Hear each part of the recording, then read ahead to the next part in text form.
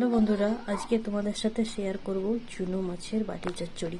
তো দেখো, এখানে টাটকা চুনো মাছ আমার ছাড়ানো আছে, এখানে নিয়ে নিয়েছি। মাছগুলো কি সুন্দর লাগছে, দেখো পুরো পরিষ্কার করে নিয়েছি। আর এই যে এখানে আমার টমেটো আর পেঁয়াজ কেটে রেখেছি। বেশি রিচ এটা করব না, একদম সিম্পলের মধ্যে করব।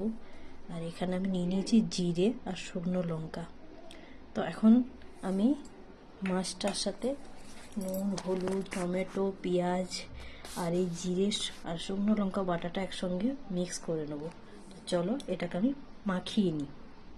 এবার আমি এটাকে একটু মাখিয়ে নেব। এর মধ্যে দিয়ে দেবো পরিমাণ মতো লবণ, পরিমাণ মতো হলুদ,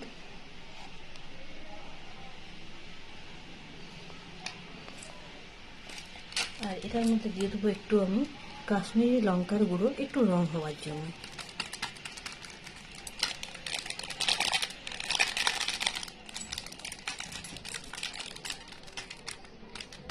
সামান্য পরিমাণ।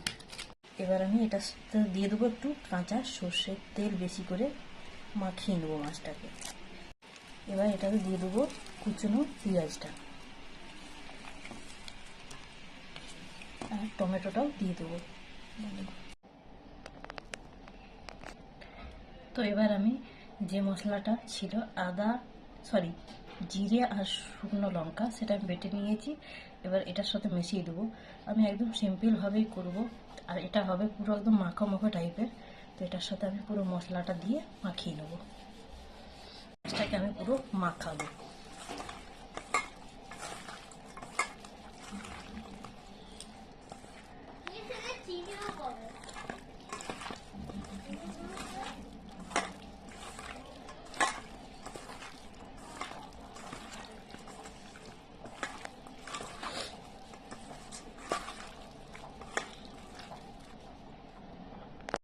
তো এরকমভাবে মাখিয়ে তোমরা একবার করবে।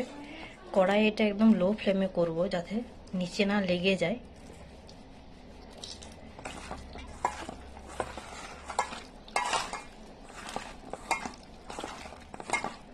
তো দেখো, খুব সুন্দরভাবে এটাকে আমি মাখিয়ে নিয়েছি। এবার কড়াইটা গরম হয়ে গেলে এটাকে আমি চাপিয়ে দেবো কড়াইয়ের মধ্যে। তো কড়াই দেখো আমার গরম হয়ে গেছে। আমি সামান্য পরিমাণ তেল দেবো, বেশি দেবো না কিন্তু।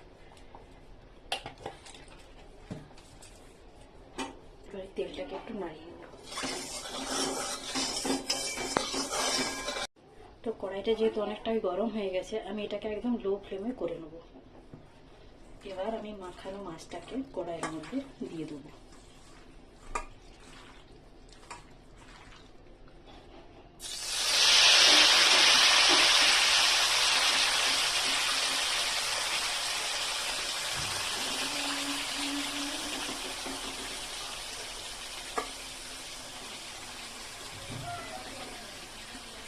মাছটা এত টাটকা ছিল যে এটার টেস্ট খুব ভালো হবে আশা করছি। জানি না, এখন খেয়ে দেখবো কেমন হবে, কিন্তু আশা করছি খুব ভালো হবে, কারণ যেহেতু টাটকা মাছটা। তো পুরো মশলাটাকে এখানে আমি দিয়ে দেবো।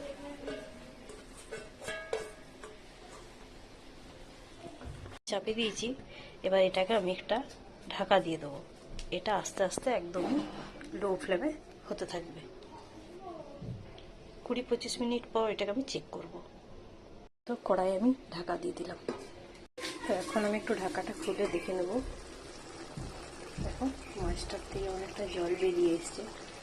এই জলটা নিজে নিজে যতক্ষণ ফুটে যাবে। ঢাকা দিয়ে রেখে দিচ্ছি। পুরো মাছটা প্রায় পুরোপুরি সেদ্ধ হয়ে গেছে, জলটাও অনেকটা মরে এসছে।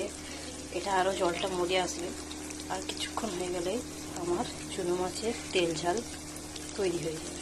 তো বন্ধুরা, আমার তেল ঝাল রেডি হয়ে গেছে। দেখো কি সুন্দর লাগছে। এটা আমি উল্টোচ্ছি না, কারণ নিচটা একটু পোড়া পোড়া হবে, খেতে দারুণ লাগবে। তো আমার এই ছোট্ট ভিডিওটা তোমাদের কেমন লাগলো অবশ্যই কমেন্টে জানাবে। আর এরকম ভিডিও পেতে আমার চ্যানেলটাকে সাবস্ক্রাইব করে নেবে।